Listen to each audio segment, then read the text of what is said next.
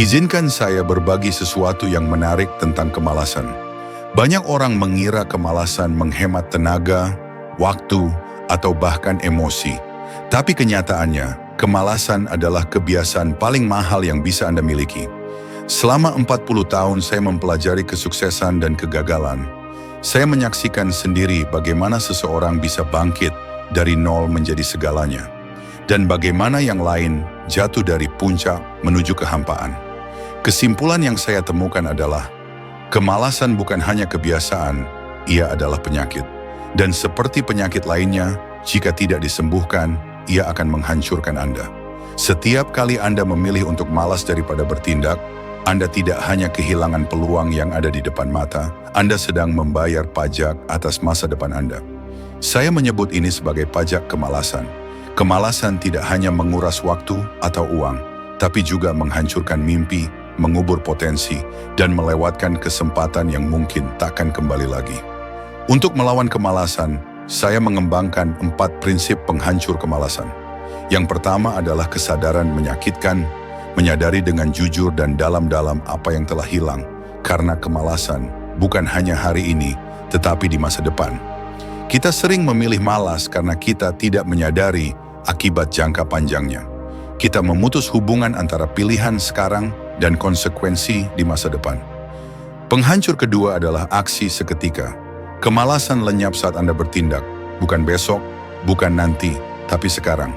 Banyak orang menunggu motivasi untuk bertindak, padahal motivasi datang setelah tindakan, bukan sebelumnya. Saya menyebut ini hukum 5 detik. Ketika Anda punya dorongan untuk bertindak, Anda harus bergerak dalam 5 detik, atau otak Anda akan mematikannya. Yang ketiga adalah manajemen momentum. Kesuksesan bukan tentang satu tindakan besar, tapi serangkaian tindakan kecil yang konsisten. Begitu Anda mulai bertindak secara berurutan, Anda menciptakan energi baru yang terus tumbuh. Sebaliknya, kemalasan memutus momentum itu dan membuat Anda kembali ke titik nol. Membangun momentum jauh lebih sulit daripada mempertahankannya. Penghancur keempat adalah pengendalian lingkungan. Kemalasan tumbuh subur di lingkungan yang mendukungnya. Saya menyebut tempat seperti itu sebagai zona malas. Tempat di mana malas terasa nyaman dan tindakan terasa berat.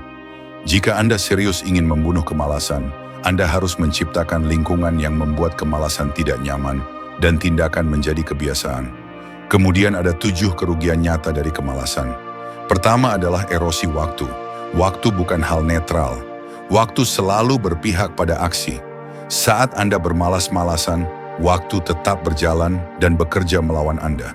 Kedua adalah kebutaan terhadap peluang. Peluang hanya muncul bagi mereka yang sedang bergerak. Tanpa tindakan, Anda bahkan tidak bisa melihat pintu terbuka. Ketiga, karakter yang runtuh. Karakter tidak dibentuk saat momen besar, tapi dalam keputusan-keputusan kecil seperti memilih bangun daripada menekan tombol tunda. Setiap kali Anda memilih malas, Anda sedang memilih versi diri Anda yang lebih lemah. Keempat, pembunuhan momentum. Sekali berhenti, membangun ulang menjadi lebih sulit. Momentum adalah sekutu kuat dan kemalasan adalah musuhnya. Kelima, pengempisan mimpi. Mimpi tidak mati dalam satu malam, mereka mati perlahan, dari penundaan demi penundaan, dari nanti saja yang terus diulang. Keenam adalah kelumpuhan potensi. Potensi yang tidak diwujudkan bukan hanya tidak terpakai, tapi tidak dikenali. Semakin besar potensi Anda, semakin besar kerugian jika Anda membiarkannya dibekukan oleh kemalasan. Ketujuh dan yang paling dalam adalah terbatasnya warisan hidup. Kemalasan bukan hanya merugikan Anda, ia membatasi dampak Anda terhadap dunia, terhadap anak-anak Anda, rekan kerja Anda, dan komunitas Anda.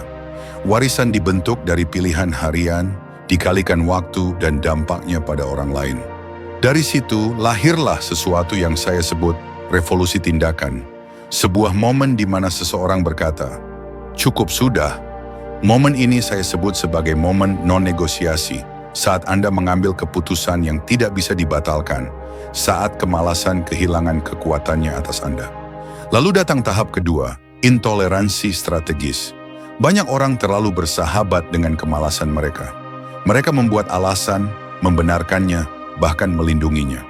Tapi Anda tidak bisa mengalahkan musuh yang Anda perlakukan sebagai teman. Di zona nol toleransi, kemalasan tidak diberi suara, tidak diberi ruang, dan tidak diberi kemenangan. Tahap ketiga adalah penguasaan momentum. Ini adalah saat tindakan menjadi kebiasaan. Produktivitas menjadi karakter Anda.